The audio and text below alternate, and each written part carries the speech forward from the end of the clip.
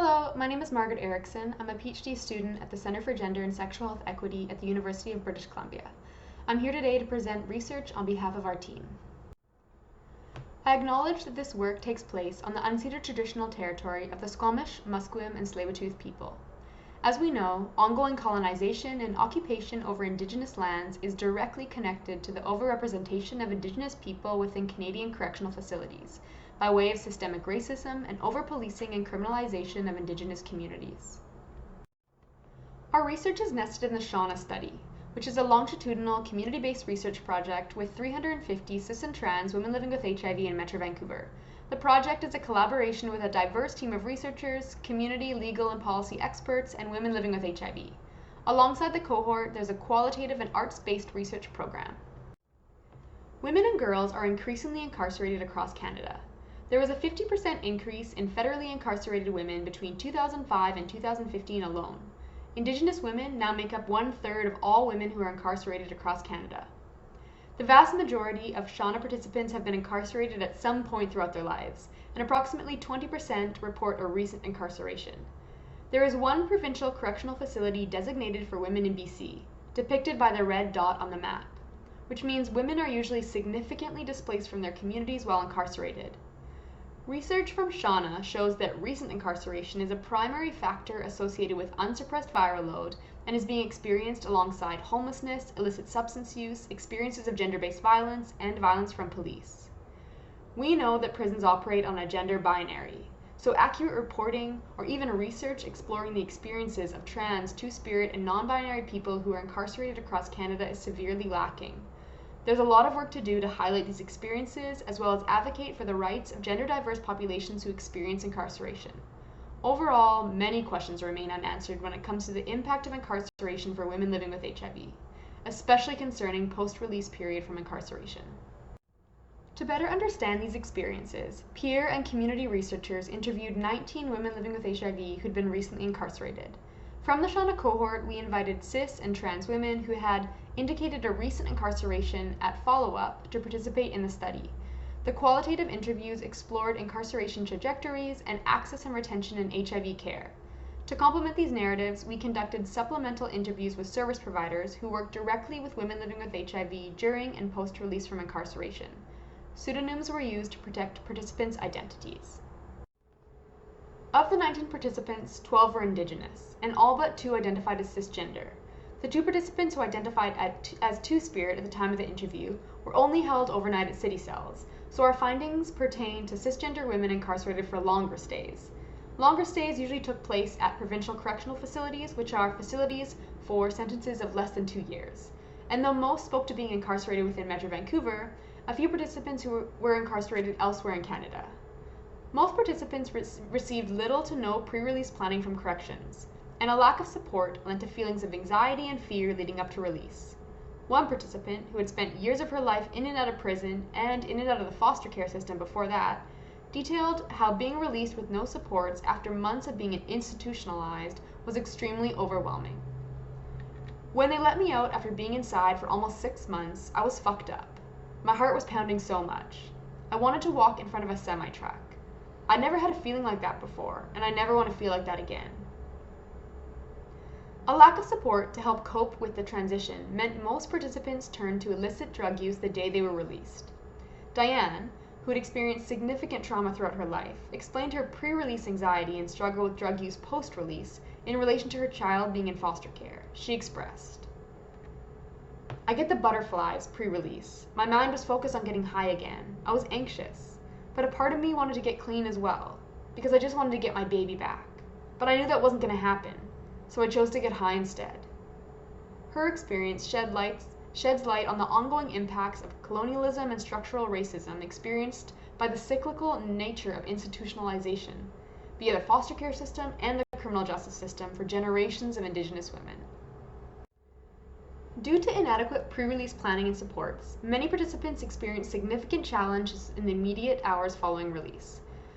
The provincial prison for women in BC is located 60 kilometers outside of Vancouver, so if women have no one to pick them up when they get released, they are transported to the nearest bus stop, provided with a bus ticket, and left to navigate public transit, as described by one participant.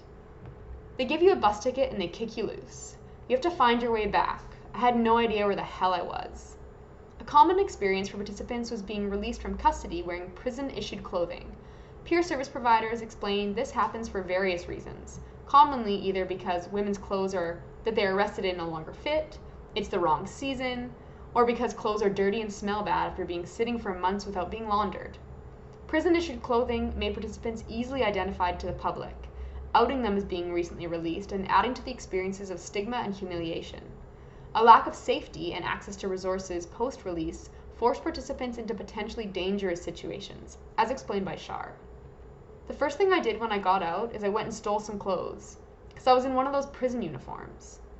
Beth described getting off public transit to do sex work because she had no other means of immediate financial support. I stopped in Surrey and I pulled a trick. I didn't know what else to do. I was in jail clothes. It was ridiculous. Within hours of being released from prison, a lack of supports forced women into situations that not only put them at risk of experiencing violence, but also placed them into situations where they were vulnerable to rearrest. One service provider described, "The correctional system did not ask or seem like they even cared where women would end up. It was like, release date, door closed, done." A pressing need for participants post-release was housing, and yet BC lacks safe transition housing for women leaving prison. Often, women are mandated to largely unregulated addiction recovery houses, as described by one service provider. "I drive her to this recovery house and we knock on the door. Some dude answers, no shirt, holding a crack pipe. And he's like, 'Oh, I'm sure we can rustle up a mattress somewhere.' And I was like, oh my God."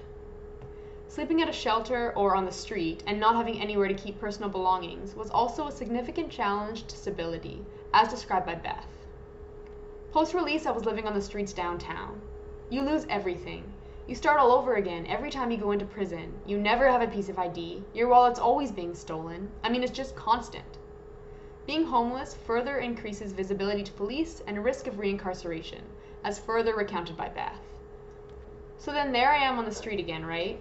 And of course, if I'm on the street, I'm going to be using drugs just to survive. Then anytime the police see you, they just take you into jail overnight, so it's super stressful. It's like a circle of just accomplishing nothing." For some participants, prison provided a space away from drug use and an opportunity to consider addictions treatment options.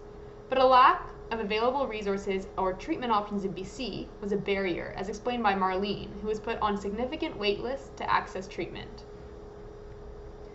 "I tried to stay clean, but the addictions took over, and I started using again. Then I started getting down on myself about it and going back to my old lifestyle again. I pressed the fuck it button." These narratives really highlighted symbolic violence, where participants blamed themselves for relapsing and turning back to their old life, when in reality the system was not set up to help them succeed in the first place. HIV care post-release varied. One participant described how a lack of stable housing for her post-release was one barrier to ARV adherence. "You're supposed to be in a stable environment when you're on your ARVs, right? When you're constantly having your stuff stolen and you have nowhere to stay, then it's impossible." Other participants experienced no significant interruptions in care, which was often facilitated by being connected to HIV outreach during incarceration. Two participants in particular credited their success post-release to the same HIV support worker, as narrated by Susan. "She took me herself to appointments. It made a big difference, like a big sister. That's why she's my hero. Am I worth it? She showed me that. She's just wonderful. We need her." Unfortunately, funding for this particular program has been cut, and this has left a tremendous gap in terms of supports for women living with HIV, specifically who experience incarceration in BC. Participants who were not able to access HIV-specific supports during and post-release from incarceration stressed how much of a difference it would have made during the transition period to be connected to a designated support worker or peer. It remains evident that there is a critical need for increased transitional supports post-release from prison for women living with HIV. Collaborative, enhanced pre-release planning with a focus on housing and addiction treatments post-release is needed.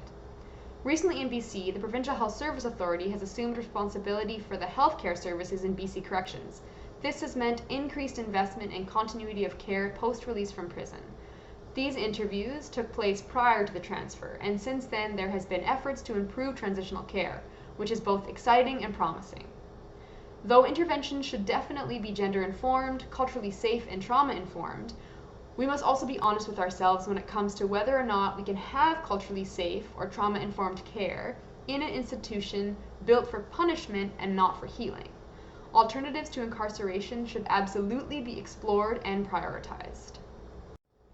So I just want to say thank you to the study participants, advisory boards, Shauna team, and project partners. This work is not possible without past, present, and ongoing efforts of everyone involved. Thanks so much for listening.